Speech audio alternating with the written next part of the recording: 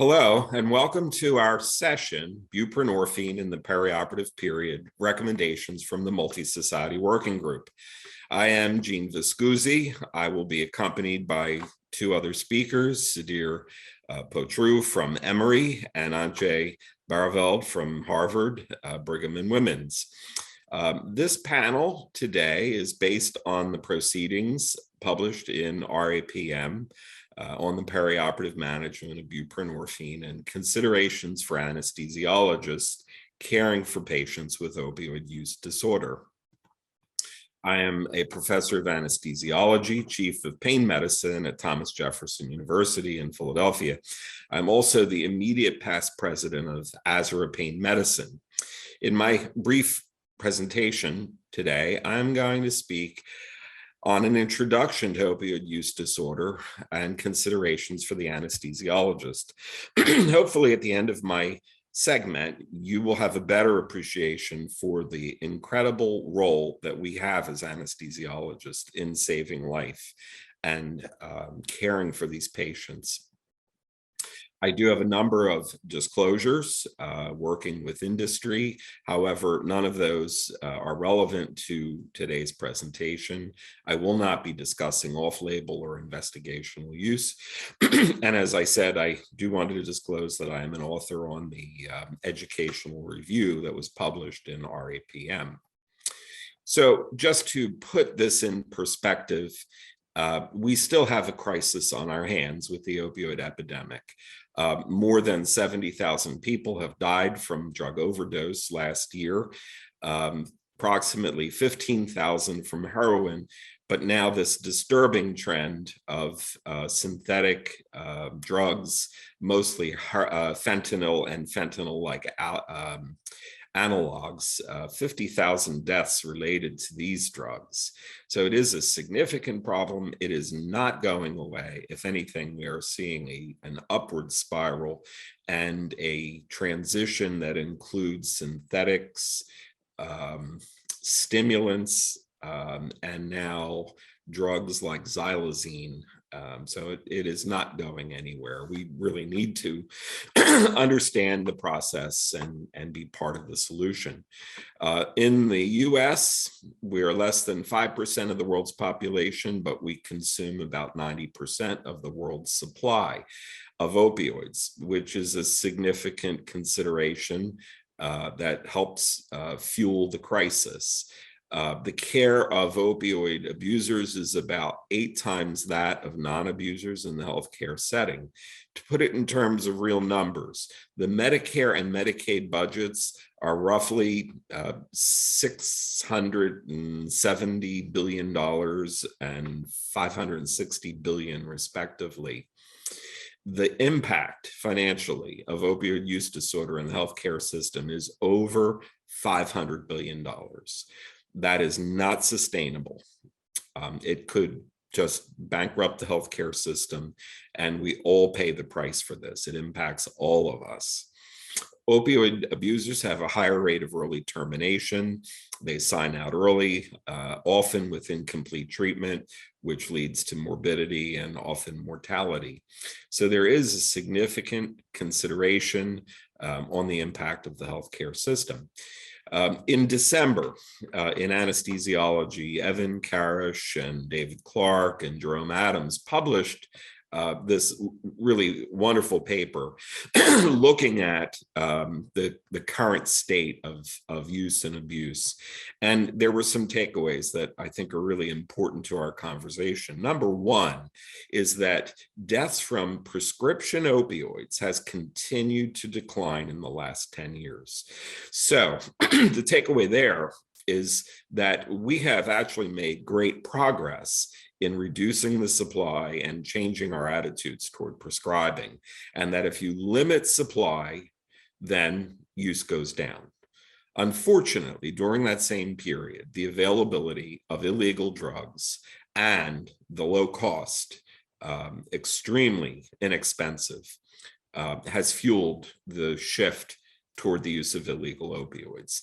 So again, Cost and supply are a factor. If they're plentiful and cheap, the use will go on. So we have to work on the supply side of drugs.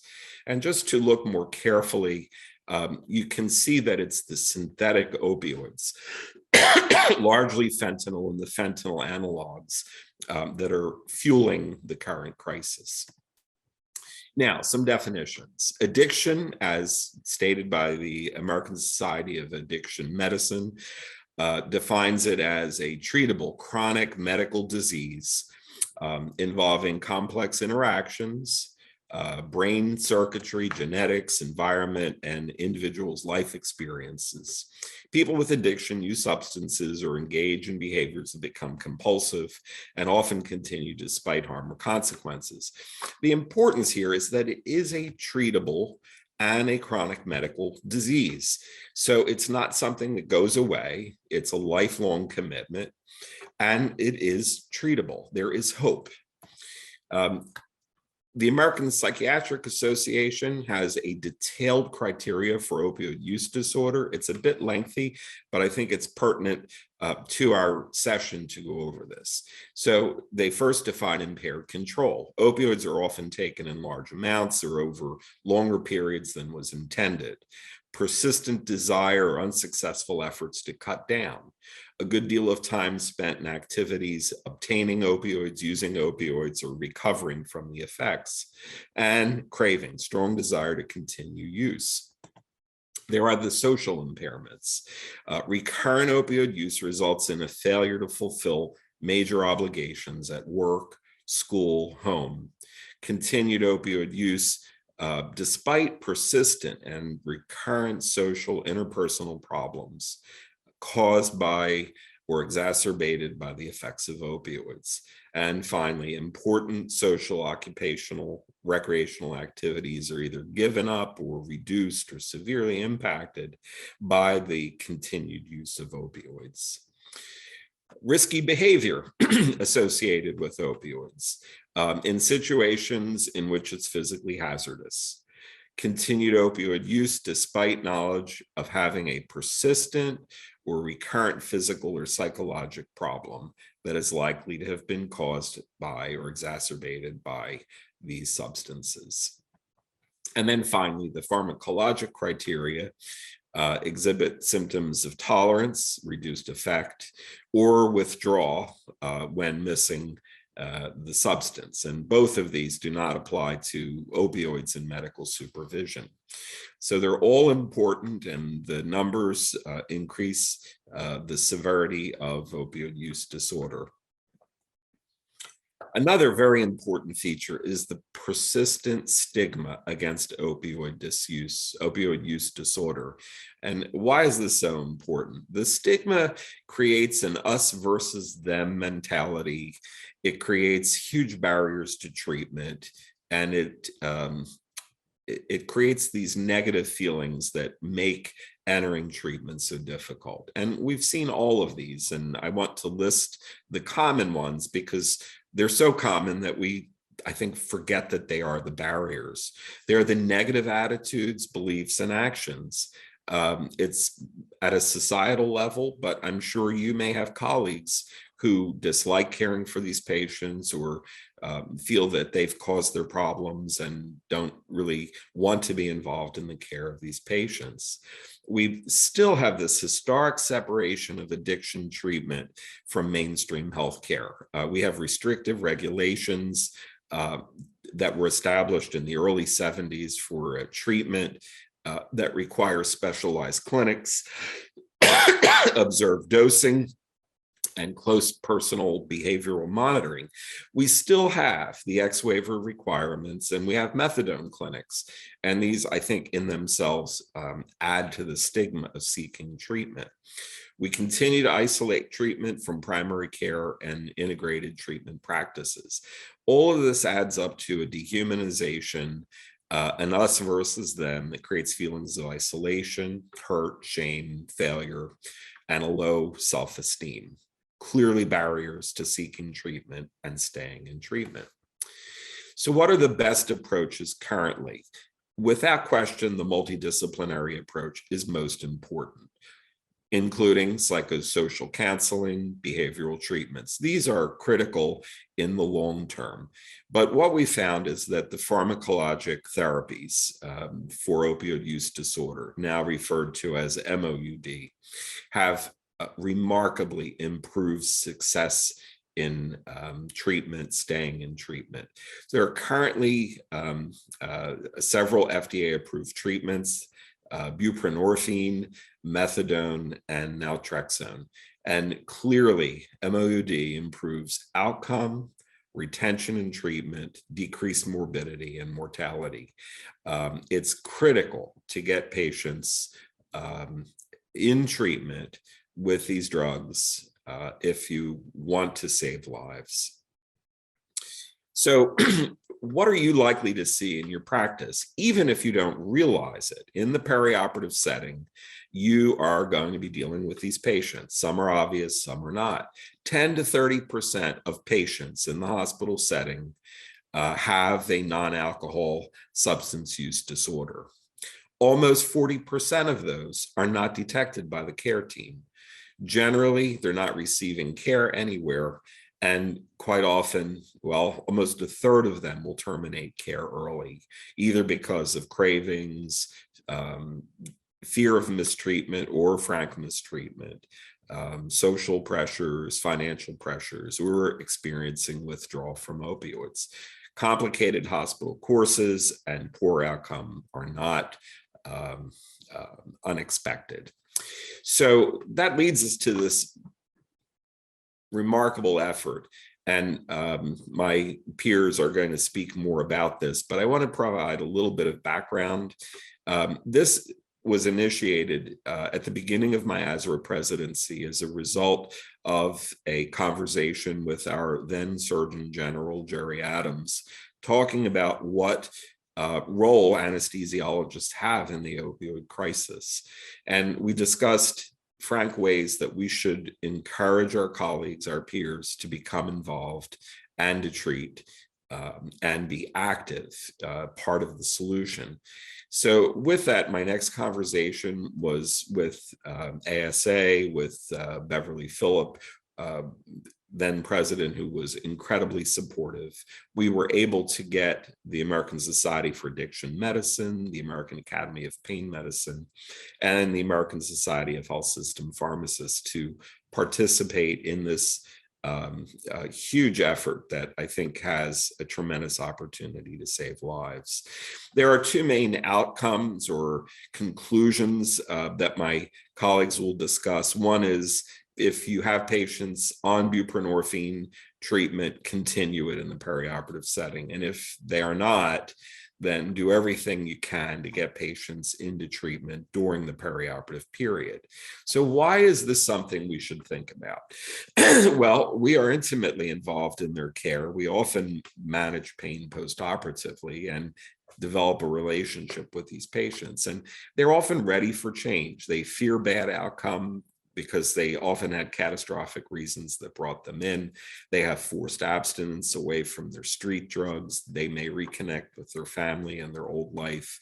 They may start to trust you if they've been treated with kindness and respect. So often over the course of days, these patients start to brighten up and they often will accept treatment. Why is it so critical? Well, the first 28 days after hospitalization are the period of highest death rate. So I think this graph really puts it in perspective. If we can get patients into treatment with buprenorphine, even briefly, there is a tremendous opportunity for us to save lives. I think this is perhaps the most important takeaway, to understand the risk of death and what is possible if we can become involved in initiating treatment. So buprenorphine is life-saving. The number needed to treat NNT to save one life from opioid use disorder with buprenorphine is less than 3. It's rare in medicine that we can actually save a life. There are few things in medicine where the NNT to save a life is so low. This is perhaps the second greatest takeaway. We have an incredible opportunity to save lives by encouraging and initiating buprenorphine. So in summary, we are going to be dealing with the consequences of the opioid crisis, particularly in the perioperative setting, for many, many years. It's starting to morph into stimulants and new drugs like xylazine. That first 28-day period following discharge is critical in terms of saving lives, and every effort should be made to initiate treatment during the hospitalization. Remember, buprenorphine is life-saving, and as anesthesiologists, we are in a key position to save lives by either maintaining treatment or initiating buprenorphine treatment in the perioperative setting. Thank you so much, and I hope you will enjoy the presentations following from my peers. Hello, my name is Antje Barreveld. I look forward to talking to you about our perioperative management strategies for our patients with opioid use disorder. And I think to illustrate everything that we've heard just now is using cases can help to clarify sort of how do we do this in practice and how do we take care of our patients in the best way. I am in the Boston area and at Tufts and work at Newton Wellesley Hospital, and I do have a financial relationship with Lynn Health. My presentation does not include any off-label or investigational discussions. So what we're going to do again today is really help you to list a stepwise approach for the anesthesiologists for managing our patients around the time of surgery, for those that have opioid use disorder and are in recovery, and for those who are not in treatment. And it'll be important for you to understand kind of what these tips are and how you can do that so that you can best take care of your patients. So let's talk about Allison. Allison, this is a case actually from the NIH Pain Consortium website, which I helped develop with a team here in Boston. So you can access this case online as well. So she's 28 years old. She's been in recovery from opioid use disorder for the past 4 months. Unfortunately, she has a motor vehicle accident, sustained a cervical fracture and rib fractures. She's on buprenorphine for opioid use disorder and has been doing well on the 8 milligrams twice a day. And she's planning on having surgery to manage this neck fracture. She's telling you she has severe pain in her neck and ribs and needs an acute pain management plan. So what is your pain plan? And what about the buprenorphine? I think starting with reassuring her that we're going to work on this together. We're going to collaborate on a plan with you and your teams, as well as your outpatient prescriber. Remember to congratulate her on her recovery and address what the concerns and fears she might have around pain care, around maintaining this recovery. And it really is going to be having excellent communication and collaboration amongst the teams that's going to make this experience and this surgical experience successful for her. And there may be some bumps in the road, but really talking about expectations and how we're going to address pain when the pain is high will make it so that she knows that you are there for her and that we'll do our best to help come up with a good plan. So what might we do about buprenorphine dosing? I think we've hammered home the point that you're not going to stop her buprenorphine. So absolutely, you're going to continue her BID home dose. But what about maybe adding another 8 milligram during the day? For instance, I might have her on the 8 and 8 in the morning and in the evening. And then during the day, I might give her a 4 milligram twice. So that way we can give her sort of some improved opioid coverage, knowing that buprenorphine really is an excellent potent opioid. What about some non-opioid medications we can think about? Well, N says we're going to have to work with the surgeons. I do think that something like Celebrex, for instance, may be more preferable, and then the general typical NSAIDs such as ketorolac or ibuprofen due to the risk of bleeding around the time of any spine surgery. Acetaminophen, steroids, maybe some anti-epileptics such as gabapentin might be helpful if there is a neuropathic component to her pain. Muscle relaxants plus minus, I might stay away from them a little bit, but we definitely might use some dexamethasone, which can be really helpful, especially around spine surgery. And I might even think also about some topical lidocaine patches if I have not introduced any regional anesthetics. We always want to avoid diazepam, Valium. That can have sort of really potent effects on sedation and respiratory depression when combined with opioids like buprenorphine. So local anesthetics, absolutely. I think sometimes we might use a thoracic epidural and be more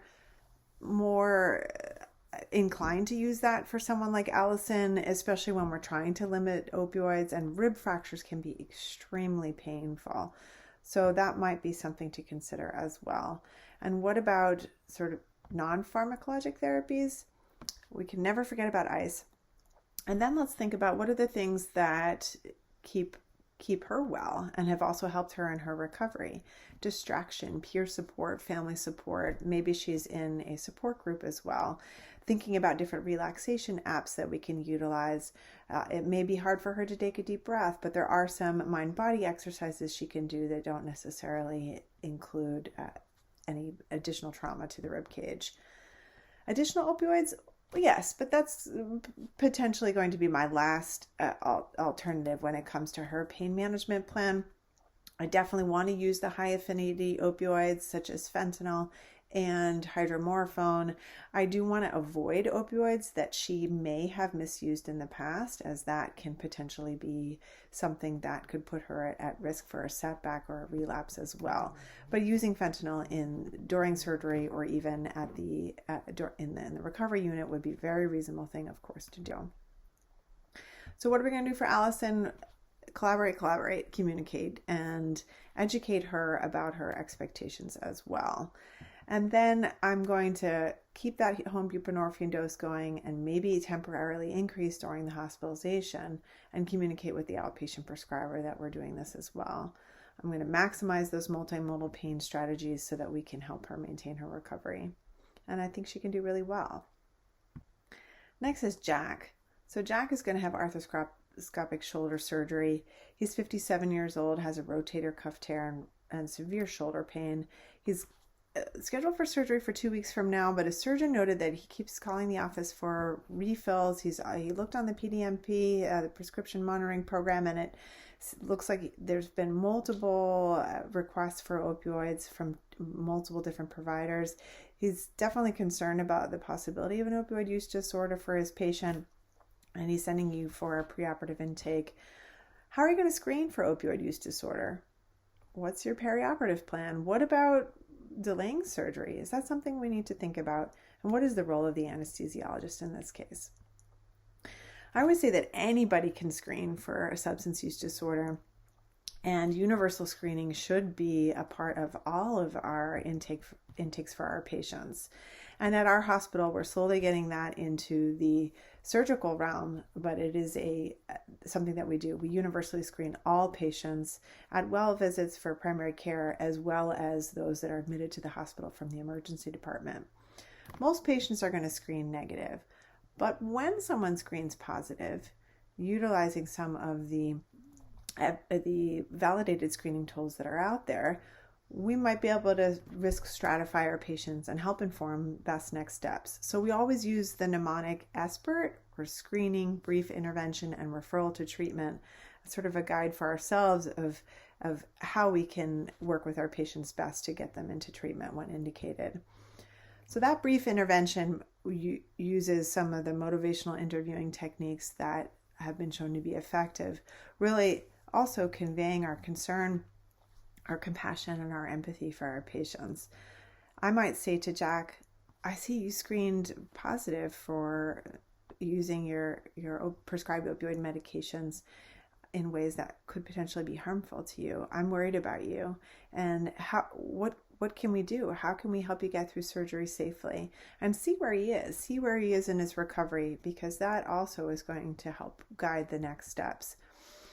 For those that screen positive, a referral is not always indicated, but still can be something that can be very beneficial to the patient. And so understanding what the resources are in your hospital and your community can make that step less onerous for the patient as well, if you can recommend some additional resources or through the state websites of where a patient can get help. Sometimes the screening tools are imperfect and they are subjective. The patient is telling you exactly where what their answers are to the questions, but may not really get at what else might be going on. So using the DSM-5 criteria to stratify as mild, moderate, or severe opioid use disorder or substance use disorder can help you to understand, okay, what do we need to do next? And what do we need to do about surgery? So what about Jack? His 901 quick screen was negative. He did not respond to misusing any prescription medications. However, when you ask him further, and we have been concerned about the frequent prescriptions, do you have any cravings for the medications? Ask him a little bit more about his use. He says, yeah, I'm thinking about the dose a lot. I'm a little bit worried about it, but it also helps calm my anxiety. And sometimes I can't get a prescription, so I've been using some from a family member. So he does meet criteria for an opioid use disorder. And although it's maybe not so clear cut, he's not necessarily injecting drugs on the street or other things that sort of maybe using substances more illicitly, that would be a clearer, I think, guide to us that there is a true opioid use disorder. He does meet criteria. So what's our plan? I'm going to use all the motivational interviewing techniques that I might have to express my concern, involve his primary care physician potentially, and definitely the surgeon. I'm going to recommend that we refer to treatment and talk to him about medications that are really excellent for pain control, such as buprenorphine, and that this is something we can start right away so that he's not going to be reliant on the oxycodone. He's not going to have those ups and downs. He's not going to be in withdrawal.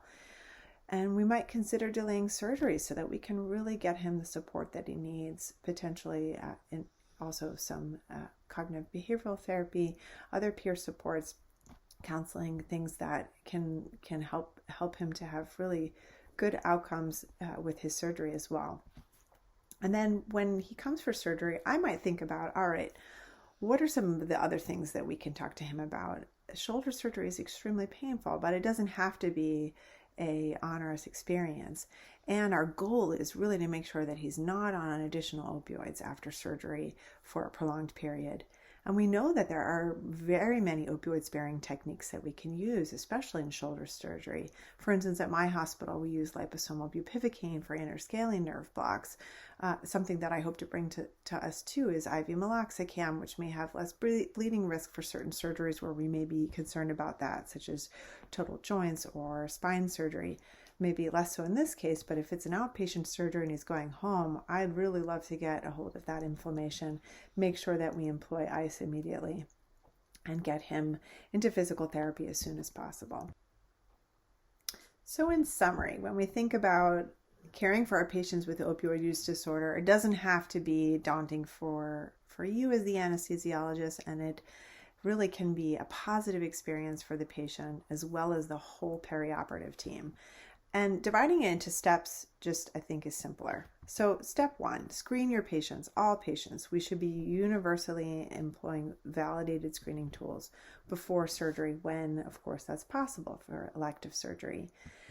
And then we want to be the ones who help to refer for treatment if someone screens for an opioid use disorder or other substance use disorder and they're not receiving that treatment. We really can make a difference in improved surgical outcomes, as well as, of course, in maintaining a recovery and potentially even preventing death. We might consider delaying surgery so we can get this treatment plan in place as soon as possible. And then always verify medications, those that might be prescribed for pain or medications prescribed to treat opioid use disorder, so that we can have a better understanding of what the patient is taking. And this may include also looking outside of electronic health records, such as contacting an outpatient treatment program that prescribes methadone for a patient if a patient is prescribed methadone. Verify what doses they're on, what they're actually taking, so that you can have, again, a better understanding of what they might need and how we can work with their teams on the outpatient side as well. Step 4 is to coordinate. As I said, keeping the patient in recovery is our ultimate goal, and or initiating treatment is our goal. And we want to be able to think about medications for opioid use disorder because they are so effective. and working with everyone so that we're all on the same page and educating each other about how we manage buprenorphine, as really the thinking around this has changed over the last decade. Formulate the plan together with the patient and the teams and focus on maximizing the multimodal techniques, as well as thinking about what are we going to do with the medications for opioid use disorder that have already been prescribed or may need to be prescribed, and how can we help that to work synergistically with the pain plan as we support recovery. So my final thought to all of you is anesthesiologists are extremely important when it comes to caring for our patients with opioid disorder. We can help identify patients who need help and guide their perioperative planning, as well as to facilitate access that can be life-changing, evidence-based, life-saving treatments that really do work and help maintain recovery. With that, thank you very much, and we'll open that to questions. Hi, everyone. My name is Sudhir Pochru. I'm an anesthesiologist, interventional pain specialist, and addiction medicine specialist at Emory University in Atlanta. And we're going to talk a little bit about the perioperative management of the OUD and the buprenorphine patient. I have no relevant financial relationships or disclosures here, and I'm not going to be talking about anything off-label or investigational.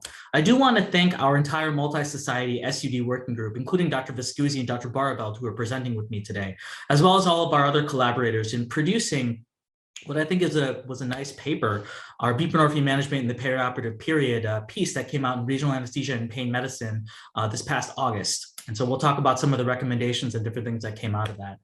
The first thing I want to do is talk a little bit about pharmacologic treatment of SUDs. And I think it's really important that you guys understand that, of course, there are pharmacologic drug treatments for substance use disorders, as well as non-pharmacologic treatments, which are behavioral, right? And so there are only 3 substance use disorders that actually have any sort of FDA-approved treatments. That's alcohol, opioids, and tobacco. Tobacco doesn't really concern us as much in the perioperative space, but alcohol and opioids can based on the medications that are used. But what's really important to remember is that a lot of times these medications are preventing patients from relapse, right? You know, a lot of them have been on a long journey where they've sustained a lot of different problems, had issues with family members, you know, had challenges with their jobs, their landlords, you know, whatever the situation might be. And thinking about treatment, changing their treatments, like in the perioperative period where they might be kind of vulnerable, really kind of presents us with some challenges and some issues. And so I want you to think about the whole SUD patient journey, where they've been, what kind of treatments they've had, how long they've suffered before we're thinking about making some of these changes to some of their treatments that have potentially been working and helpful. In that context, let's talk a little more about buprenorphine, which, as you guys know, is a mu receptor partial agonist, meaning that it still works at the mu receptor and causes some second messenger signaling, resulting in some analgesia, but in theory, doesn't cause as much signaling as a full opioid agonist. It has high affinity for the mu opioid receptor, and thus it can displace other opioids, potentially precipitating withdrawal. There's a decreased risk of respiratory depression secondary to the receptor binding that results in a ceiling effect, meaning that most patients, when you use buprenorphine, are not really at risk of respiratory depression or anything like this. Buprenorphine, if you guys didn't know, is actually also an antagonist of the kappa receptor, as well as being an antagonist of the delta receptor. So that's different than the other full opioid agonists that are agonists, of course, at all 3 different receptors. And there are some implications there. The kappa receptor has been implicated in release of dynorphin, which is a compound that's associated with depression. And the delta receptor has actually been associated with opioid-induced hyperalgesia. So we think that buprenorphine is a little bit better in terms of maybe causing a little bit less opioid-induced depression and maybe a little bit less hyperalgesia as well. It is a long-acting opioid, meaning that has a long half-life, and you can see it's pretty 24 to 60 hours there. It's pretty wide range. It does dissociate slowly from the receptor, which is why it lasts for such a long time. In terms of bioavailability, it's important to remember that buprenorphine has very poor bioavailability, about 15%. It's 50% in the sublingual or the buccal formulations.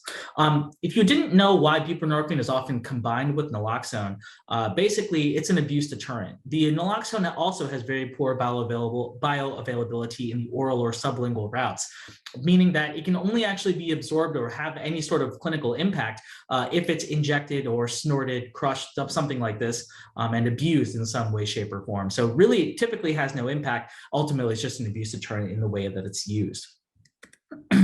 So in terms of buprenorphine formulations, I'll talk about the ones that we have here in the US.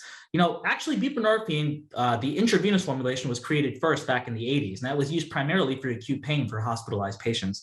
Over the course of time, we came to realize that buprenorphine was helpful for blocking cravings and withdrawal symptoms related to opioid use. And that's why we kind of eventually morphed it into this treatment for opioid use disorder, as well as, of course, the treatments for chronic pain. What's important to recognize here is that the treatments for opioid dependence, which I don't love that term, opioid use disorder is a better one, these are all milligram doses of buprenorphine, right? And then if you look at the buccal film and the transdermal patch, which we use in the US for pain, you can see that these are primarily in microgram dosing. So there's a significant difference in the amount of buprenorphine that the patient is actually getting depending on the formulation that they have. Buprenorphine, as I've already said, has very high affinity for the mu-opioid receptor. If you are looking for something that has higher affinity, typically sufentanil is the one you're going to look at that's going to have a higher affinity. But if you end up needing to use another opioid alongside buprenorphine to treat pain, probably hydromorphone and then fentanyl and the various fentanyl derivatives are really going to be your best friends in this context. As I said, buprenorphine is a partial agonist. It does have downstream effects as it results in signaling activity that, kind of goes above the analgesic threshold. Lynn Webster talks about this in his paper in 2020 about perioperative buprenorphine, saying that it's been shown to have low intrinsic signaling activity sufficient to reach the analgesic threshold. What's really interesting is he also cites a paper from 2013 talking about IV buprenorphine versus IV morphine. In this particular study, what they did is they took a look at patients who had opioid use disorder. There were 100 of them about. 50 of them stayed on their buprenorphine and 50 of them came off. And what they found actually was that the patients who came off the buprenorphine actually required significantly more IV PCA morphine than those who remained on their buprenorphine. So we know that buprenorphine is actually a pretty good analgesic and can be helpful in these perioperative situations. And so it's important to recognize here, as he says, the characterization of buprenorphine as a partial mu receptor agonist does not clinically equate to partial analgesic efficacy. Buprenorphine is a good analgesic and is good for pain relief. And there are a couple other studies that kind of demonstrate this. Mercadante's trial with cancer patients showed that transdermal buprenorphine plus IV morphine for breakthrough was helpful for cancer patients in very, very short period of time. Beltrudi et al. Showed that they compared in a hysterectomy study, they looked at IT morphine plus saline, IV buprenorphine plus IT saline, and then IT morphine plus IV buprenorphine, showing that there was a good, nice, significant increase in the morphine and buprenorphine group 12 hours after surgery. Of course, part of that could be morphine, obviously, but the buprenorphine was helpful as well in this case. And then there's another study by Oifa et al. Showing in 120 patients undergoing abdominal surgery that basically they used a few different groups here where they had buprenorphine infusions plus boluses, morphine infusions plus boluses, basal buprenorphine plus morphine boluses, and basal morphine plus bupe boluses that basically demonstrated lower pain scores and improved analgesia with buprenorphine compared to morphine. So it's an effective medicine that can be used with other opioid agonists to help with pain. And that's a lot of times how we end up needing to use it in this context. So when we think about whether or not to continue or discontinue, we'll start with the considerations to discontinue. We know that buprenorphine has this high binding affinity, which has given a lot of providers, practitioners, I should say, reason to think about discontinuing it with the fear that we may not be able to obtain acceptable or adequate postoperative analgesia because of that high binding affinity that may block other opioids, full opioid agonists, from getting to those mu receptors. But hopefully, as I've already kind of demonstrated, partial agonism doesn't necessarily mean poorer analgesia, right? Those are two separate things that aren't necessarily related. We know that buprenorphine has a long half-life, so it dissociates slowly, which may create more kind of receptor-related challenges.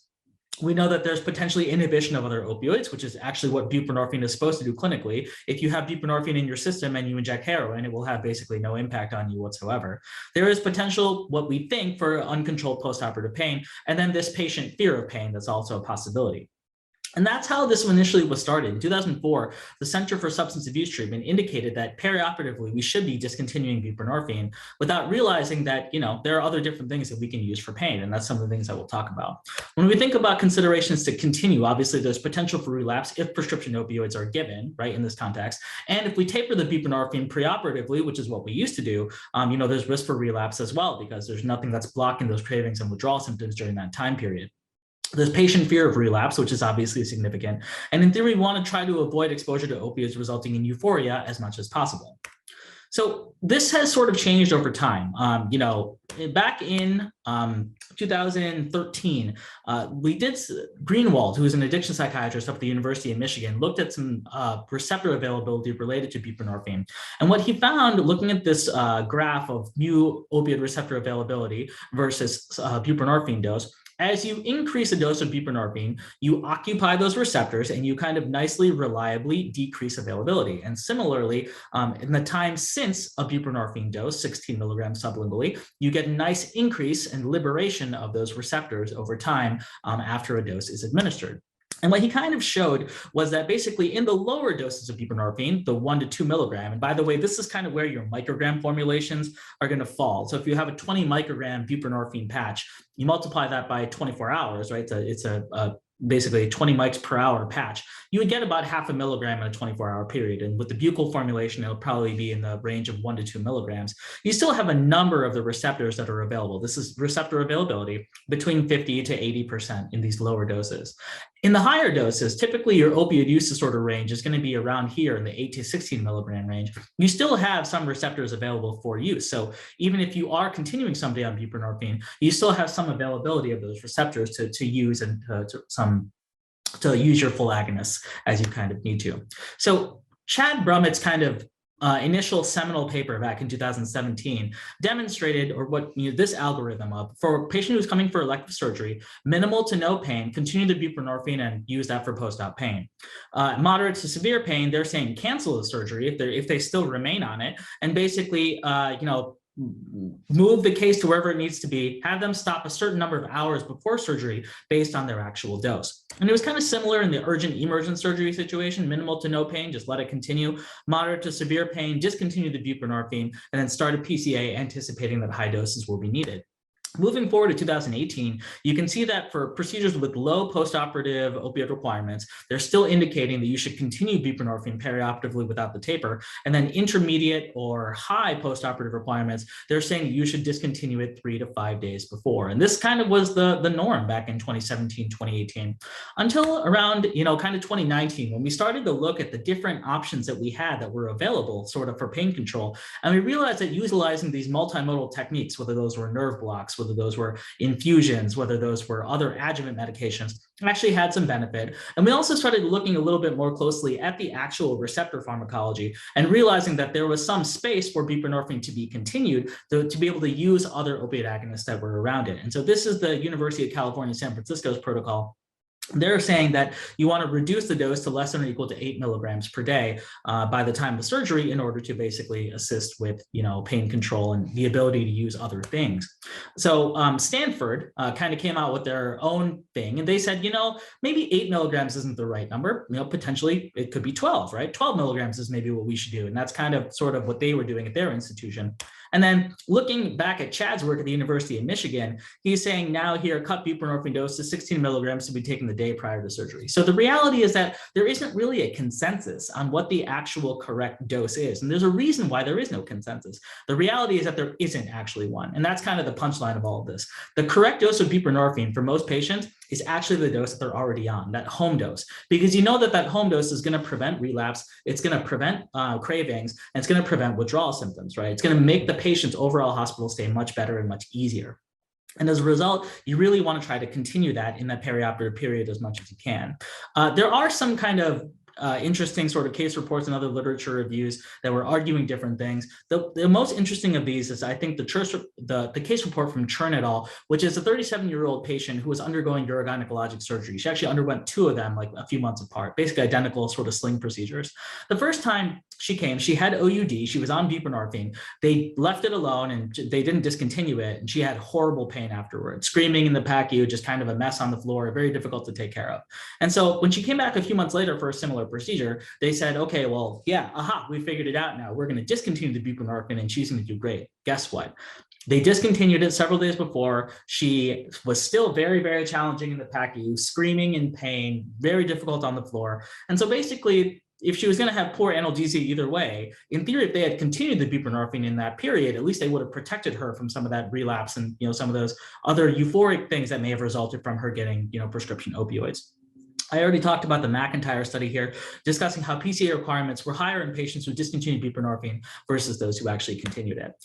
Yi Zhang up at Mass General in Boston also talks about this as well, and indicates that acute pain management can be achieved comparable to methadone when buprenorphine is continued perioperatively. And at moderate doses, there is still receptor availability, which is the same study that I referenced earlier. And we know that abrupt discontinuation of buprenorphine in the perioperative period while administering opioids with misuse potential can potentially trigger relapse. And this is something that's very, very important for us to recognize. And so coming forward now to our work group's recommendations for any type of surgery, elective, urgent, or emergent, in the vast majority, 99% of your cases, you want to continue the current home dose of buprenorphine without any taper. If you are encountering a situation when you have a patient who is going to undergo a very, very painful surgery, and you're not anticipating you have any good regional multimodal techniques that are really going to help you with the pain, you can consider decreasing it, but I would not decrease it anywhere below 16 milligrams, because you know that 16 milligram dose is typically going to block enough receptors and to prevent cravings and withdrawal symptoms to reduce the likelihood of relapse. You can also, by the way, actually consider increasing the dose of buprenorphine if you need to, or you can use intravenous buprenorphine if you have it on formulary. You want to make sure, by the way, that you're coordinating the buprenorphine dosing plan with the prescriber if that's done in the outpatient setting, because you want to make sure that they're going to go back and have continuation of their treatment. There are actually, in the US, there are some sort of legal ramifications related to this, which I'm not going to discuss in detail today, but it is something that's important to keep in mind. You want to make sure you're coordinating outpatient follow-up appropriately. You also want to make sure, obviously, perioperatively, that you're maximizing all your multimodal treatments. And this is obviously kind of goes without saying. In a patient where you may have some challenging pain issues, you want to be basically giving them everything you can think of to give them. So that includes regional anesthetics, that includes local infiltration by the surgeons, that includes all your intraoperative ketamine, lidocaine, MAG infusions, Precedex if you're going to be sedating them post-op, topical agents, NSAIDs, IV Tylenols or oral Tylenols, antineuropathics, muscle relaxants. Basically, those are going to be you're going to want to go through all of those and see if you can use them in the perioperative situation. If you are needing to use opioids around the buprenorphine, you want to probably use fentanyl derivatives and hydromorphone are going to be your best bet because of their high affinity for that mu receptor. You may potentially need high doses of opioid in these situations. So you probably want to put these patients in monitored settings with continuous pulse oximetry and different things like this to ensure that you're not going to have any problems. So if you are needing to basically initiate buprenorphine in the perioperative setting, it's important to remember this COWS scale, the clinical opiate withdrawal scale, which is basically like a CWA that we use for alcohol, but essentially for opioids. And you can see it has all the relevant withdrawal symptoms on here. And it's essentially a score that you use to decide whether or not buprenorphine treatment could normally be initiated. In the addiction sector, what we do is we wait for an opioid in order to avoid precipitated withdrawal. We typically wait actually 12 to 24 hours after a patient uses an opioid to initiate buprenorphine because we're worried about precipitating withdrawal. But actually what you can do is in the hospital, if you would like, you can actually initiate this treatment, which is very, very helpful for some people. Situations that you could encounter include a patient with a previous diagnosis of OUD who's already managed on buprenorphine. In this situation, like we've talked about, the vast majority of cases, you want to continue the home dose perioperatively and throughout the hospital course. You want to ensure follow-up with the previous addiction practitioner to make sure that that medication is continued even after they leave the hospital. But if you have a patient who has opioid use disorder newly diagnosed in the hospital setting, maybe somebody who has endocarditis and came in for a valve, right, with needing a valve replacement or something like this, what you want to do is try, in theory, to actually initiate buprenorphine to help with their cravings, with their withdrawal symptoms, and hopefully to help with some of their postoperative analgesia as well. It may be helpful for all three of those.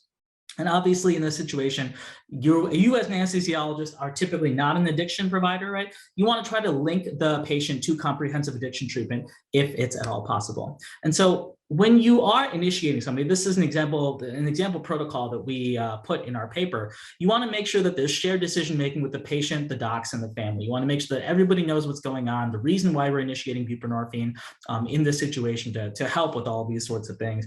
You want to hold the IV or oral opioids for some period, with the intravenous ones typically about 1 to 3 hours, and then basically with an oral opioid, typically about 4 to 6 hours. You want to give 2 milligrams of buprenorphine, usually with naloxone in this context, then assess 1 hour later by doing a subjective COWS. And then you can basically continue to give buprenorphine if you want. Basically, in theory, up to every hour, every couple of hours, you can escalate the dose to basically treat pain or treat withdrawal symptoms in this context. Really, if you don't want to go too far above 8 milligrams, ideally on the first day to make sure that they tolerate it okay. And then on day 2, you can basically go to 16 milligrams if that's what you want to do. And then you ideally would link them to outpatient treatment so they can continue the medication. And also, if they have active OUD, they're going to need behavioral treatments as well related to this. So that's something that you want to make sure that they get involved in. That's all I have, and we'll take questions at the end. Thank you, guys. All righty. Just want to thank everybody for joining us for our session about buprenorphine in the perioperative period with relation to our paper that we put out last August. I'm Sudhir Pochru. I'm one of the presenters. Dr. Viscusi, Dr. Barveld are here with me. You might have noticed that Dr. Barveld's presentation actually ended up going before mine, so we were a little bit out of order there, but hopefully we've still got the relevant information across to all of you. We just want to thank IARS for allowing us to participate in this meeting and allowing us to present this information to all of you. And we're happy at this point to field any questions, which I'm assuming are coming through in the next few minutes. So please take this opportunity to talk with us. I know we wish we were all together in Hawaii. Yes. We're happy to answer any questions for all of you with your different clinical backgrounds, perhaps. Whether that's anesthesia related, pain related, whatever it might be with regard to this topic, we're very interested in what all of you have to say. Yes. And we should point out that Sudhir actually is in Hawaii as he made his plans.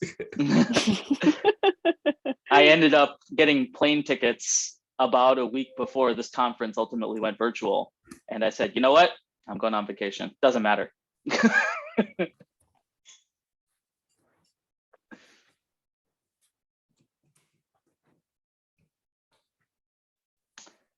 Okay, so Ellen is asking, first of all, thank you. Can you please comment on the difference in management of patients on buprenorphine with or without naloxone? Sorry if I missed it. I'll go ahead and I'll field this one. Basically, from the standpoint of patients who are getting buprenorphine with naloxone or without it, it really is it doesn't really matter from our standpoint, thinking about how to manage these things perioperatively, because the likelihood that the naloxone is going to end up being bioavailable with the sublingual formulations is basically slim to none. It really has almost no impact most of the time clinically. So whether you're giving other opioids intravenously, intrathecally, however you're planning on administering anything, or however you're planning on approaching the patient to talk to them, it's not really going to make a significant difference as far as the pharmacology of the buprenorphine goes in terms of its activity, its receptor occupation, anything like that. So you can pretty much use our guidelines interchangeably for the with or without naloxone formulations. I'll add one additional comment, Sudhir. Sometimes I note that a lot of my colleagues confuse naloxone and naltrexone, and sometimes get those mixed up. So they are completely different. So again, the naloxone, when combined with buprenorphine, is a deterrent for injection use, but it has absolutely, as Sudhir said, no bioavailability. So it's not the same thing as naltrexone. However, totally different when it comes to perioperative management. Perfect. Thank you, Antia. So David is asking us, thank you for your question. I see addiction programs are often self-pay, not accessible to many patients. Unfortunately, that is a sad reality. Also, many PCP surgeons do not want to take over buprenorphine prescriptions. Long-term outcome from addiction programs are often not sustainable for OUD patients. How do we bridge the gap? I will, Dr. Viscusi, if you're interested in taking this question about bridging the gap about long-term outcomes from addiction programs and different things, PCPs and surgeons who don't want to take over. I don't know if you have thoughts on that. So I would love to take that question, but I had a moment, I'm just re-logging in. So I actually got kicked out and I missed it. So if you could summarize that quickly. I'll just go ahead and read it for you one more time, Okay. Gene. Many PCPs and surgeons do not want to take over buprenorphine prescriptions.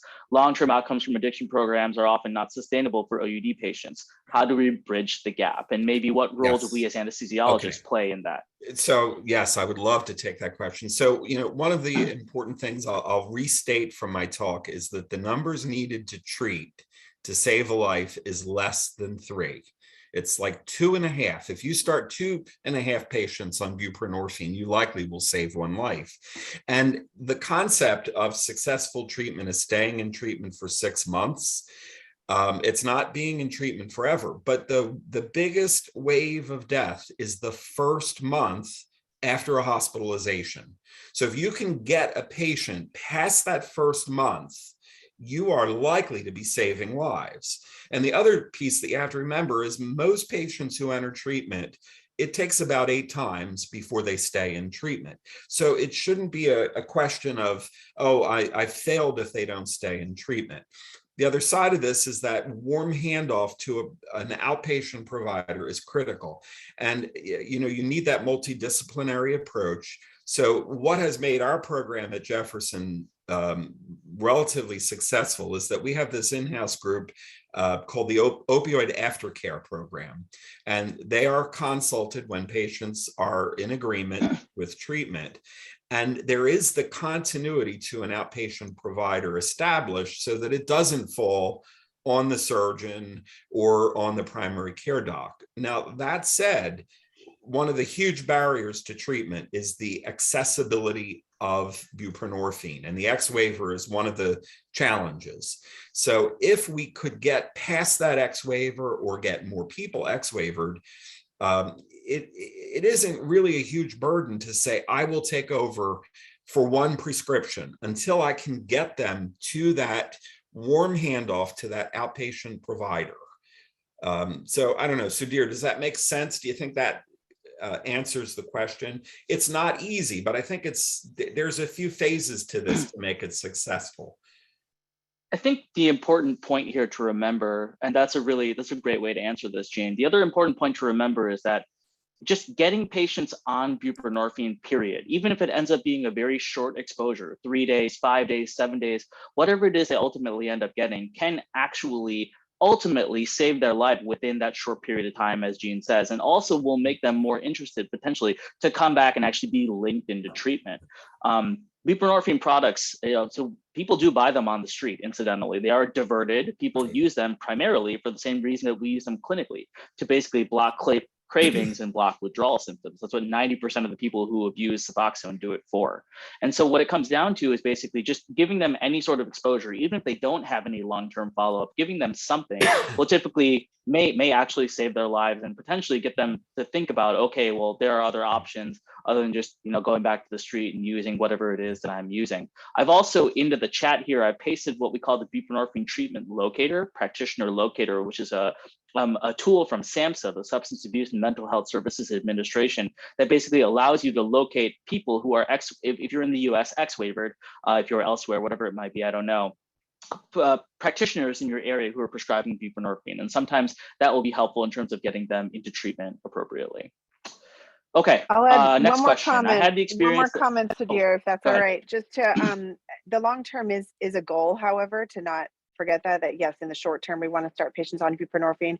One example at our hospital is that we had an internal performance measure where all of our PCPs had to complete the buprenorphine training, which is the 8-hour training for physicians. And that incentive measure actually worked really well. We had more than 92% of our PCPs completed. So that was one way that we actually did it. And now with the notice of intent, you can have a grand rounds and you can have everyone take out your smartphone and they can basically fill it out. It takes about 2 minutes to get your X waiver so that you can prescribe for just maybe 1 or 2 of your patients. You can prescribe up to, is it 25 or 30? 30. So it only takes 5 minutes. And so that's another way to get PCPs. And then you use your addiction consult team, if you have access to that, or partner with an outpatient addiction program so that they can stabilize a patient. And then all the PCP has to do is to be that bridge. So it does take a relationship, but it is very possible and it's working very well at our hospital. Just don't get discouraged. It's a tough population. And any gain is potentially a life saved. Many of them will need to enter recovery multiple times, but if you get them to try it once, that's success. All right, we'll move on because I think we have several questions. I had the experience that patients taking opioids preoperatively refuse to get a nerve block or to take other multimodals. I suspect they are worried about not getting enough opioids. Is that common? How would you address this? I think either Gene or Antia can take this one. Go ahead, Gene, if you like. Okay, so yeah, this is a what I would say one of those red flags, because it's telling you that patients want their opioids and that they typically are reluctant to do things that might reduce the amount of opioids that you're going to give. So I never like to hear this. But, my answer to this is I tell them, if you're chronically on opioids, it doesn't matter whether it's an addiction issue, but chronic opioid exposure means that you're not going to be responsive to opioids, and that opioids do have a ceiling effect, and that it's likely that we're not going to be able to treat your pain just with opioids. So you really better think about accepting some of these other treatments, because we just can't, open the floodgates and give you endless opioids. One of the other things to think about is if this is a chronic pain patient who's had interventional procedures and different things like this before, they've had needles stuck into them many, many, many times, and may not be particularly huge fans of having to get those things done. As far as the multimodals go, they might try to come up with an excuse for why they can't take an NSAID or a Tylenol, whatever it might be. But I think the reality is you have to explain to them that if this is going to be a painful surgery, if they're likely to experience these challenges, if they have opioid tolerance, whether it is physiologic, psychological, whatever, however you want to phrase that or kind of view that, it's important to keep that in mind, that they may have pain that's difficult to control, and they may get a ton of opioids and they still may have pain afterwards, as Jean correctly noted. Okay, I see a question here that's saying, how do you treat patients that are on Suboxone? So that's the combination of buprenorphine and naloxone, and I think that we probably addressed that during the talk for the most part. If you could kind of maybe just try to clarify what that question means for us, we'll keep going here. So do intrathecal opioids work on patients on high dose buprenorphine? Gene is shaking his head, so I'll let him take this one as well. No, again, it's the same issue, that you're profoundly opioid tolerant, and opioids do have a ceiling effect, and no matter how you approach it, it's the same receptor. The receptor doesn't care if the opioid got there through the intrathecal space, the epidural space, IV or PO. The route of administration does not change the tolerance phenomenon. So no, intrathecal opioids don't work particularly better, and you have to do the multimodal approach, ketamine, nerve blocks, maybe IV lidocaine, whatever. It's not unreasonable to consider using an intrathecal opioid depending on exactly what's going on, but the reality is, the nice thing about the buprenorphine is that it'll give you a little bit of analgesia for some, but the reality is that with a patient on buprenorphine of 16 milligrams or higher, it's going to block all the euphoria that they're going to get from it. You don't have to worry about them cravings, withdrawal. You don't have to worry about any of that stuff, but that euphoria is all going to be blocked in the brain appropriately. Okay. I'll just add one more thing with our obstetric patients. Sometimes the doses of buprenorphine and methadone are on the lower side. So we'll still use intrathecal morphine if someone's getting a C-section, for instance. We'll still do that. I'm not sure it's necessarily going to do the bridge, but then again, we might increase the buprenorphine afterwards temporarily while they're in the hospital for pain relief, because as the next patient kind of next question alludes to, it's really a very good pain medication for those that are not opioid tolerant, but it can still provide some analgesia for those that are opioid tolerant or have a history of an opioid use disorder. And it's important to remember that the analgesia from buprenorphine is not inferior to other opioids. That evidence is out there. So how you provide the additional opioid analgesia, if you have receptors available, you can give opioids any way you want. I prefer to increase the amount of buprenorphine and then rely on non-opioid agents. The next question is about initiation of buprenorphine in patients who are at risk of, but with no actual diagnosis of OUD, purely for preoperative or perioperative pain management. And I can take this one. The reality is that for a lot of folks who might be at risk for, but don't have the diagnosis of opioid use disorder, I think it's really important that you go and talk to the patient and explain to them what your concerns are. Tell them, you have this family history that might be, related to some sort of substance use disorder, or, we've seen some signs or inclinations of this in the past. The reality is that we want to treat you safely. The it's not an unreasonable consideration, even in that type of patient, to continue using just a regular full opioid agonist, because sometimes access to buprenorphine can be very challenging. Insurance often will not cover it. You'll frequently get, it's very, very expensive, particularly the milligram Suboxone and Subutex products that are used in the United States. So it may be difficult for the patient to actually access a buprenorphine product depending on the situation. So I would say that if you have a patient who doesn't clearly, if you really kept concerns about it, the right thing to do is to do some screening and or call for a little bit of help to see if you can kind of get that patient diagnosed appropriately if you don't feel comfortable doing it yourself. But once you put somebody on buprenorphine, it's also important that they may also be stigmatized as a result of that. There are a lot of people in the healthcare system who see Suboxone and say, okay, like, no, like I'm scared to treat this patient, or I don't want to treat this patient, or this and that, which is something that we fight against every day as folks who are interested in both pain and addiction. But the reality is that for somebody who doesn't necessarily meet OUD criteria, I wouldn't specifically jump to use using buprenorphine just kind of preemptively. You can still use regular medications, full opioid medications, but I would just be cognizant of that and explain to the patient why you're doing what you're doing, why you're making the choice that you are. So one general comment is that the emerging profile of buprenorphine, just as an opioid, is very encouraging. It has a lower risk of respiratory depression. It tends to have overall a better or more tolerable side effect than standard opioids.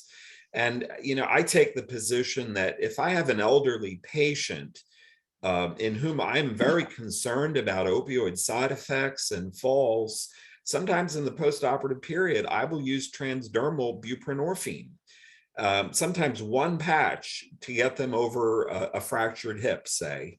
And they generally do extremely well. And the side effects are far, far better than so-called full mu agonists. So, this is an emerging molecule that has a wonderful profile. And I would not be afraid to use it and to think about its use sometimes in microgram doses. I will echo that. I've had really good experience in the chronic pains sector as well, using what it used to be called Butrans, now it's generic, the buprenorphine patch for chronic pain in patients who are over 65. I've had wonderful, wonderful experiences with that. So I think that's an important thing to know. Thank you, Jean, for adding that. Okay, well, I see one last question here. For labor analgesia in patients on buprenorphine, should we just give bupivacaine or ropivacaine infusions without fentanyl? I'd be happy to answer that. Yeah, so, I think in general, there's relatively low systemic side effects from epidural fentanyl. So my first thought is, well, will it work? Again, we talked about the pharmacology and the sort of epidural and intrathecal space is still different from something that you take orally. So I think that should be okay to try. I always worry about using something that a patient may have misused in the past, but I think epidural fentanyl really should have, again, low systemic side effects. So I'm not too worried about it. I wouldn't routinely eliminate it just because the patient may be tolerant, because you don't know, and it could really, it can work very wonderfully during labor. So I probably wouldn't change your usual formulations just because of a prior history or opioid tolerance, just as the same for someone who's opioid tolerant and takes medications for chronic pain. I think I would kind of look at this in the way of, like, when you think about doing an opioid sparing anesthetic for some patients who might have issues like this, or you might do an opioid sparing anesthetic for any number of different reasons. The reality is that I think I agree fully. You don't necessarily need to remove it if that's what your standard practice is. But if you think that you can get decent analgesia for a patient based on your test dose and based on different things that you're doing without using fentanyl, sure. I mean, it's a reasonable consideration, but I don't think you necessarily need to take it out or be too concerned about its use in this population. I mean, my comment is I just don't think it's going to be very effective. Fentanyl is actually a moderately weak opioid with a poor binding affinity. It is not going to displace buprenorphine. And it's not going to do a particularly great job with remaining receptors. A far better choice would be sufentanil, which actually has a higher binding affinity than buprenorphine. and you can, it's also it has a higher intrinsic efficacy, meaning you can reach full opioid effectiveness with sufentanil at about 50% receptor occupancy. So if you're only dealing with a handful of receptors, sufentanil is more likely to produce some analgesic benefit. So I mean, I know that it may not be something everyone is familiar with, but I think we should start to explore the utility of sufentanil in the opioid use disorder population.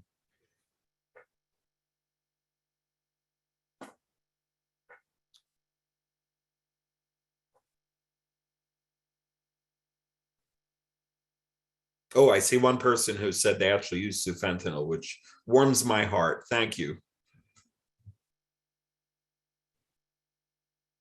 All right. Any other questions, guys? We're here. We're happy to entertain any thoughts. Even if you disagree with us, tell us. We're interested.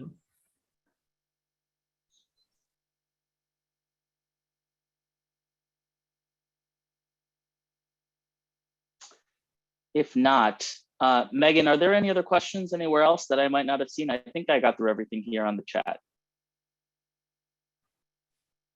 You got them all.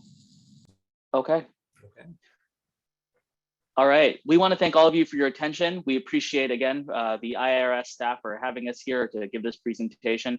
And we hope you enjoy the rest of the meeting. Take care, everyone. Thanks. Bye-bye. Thank you all. Bye-bye. Thank you.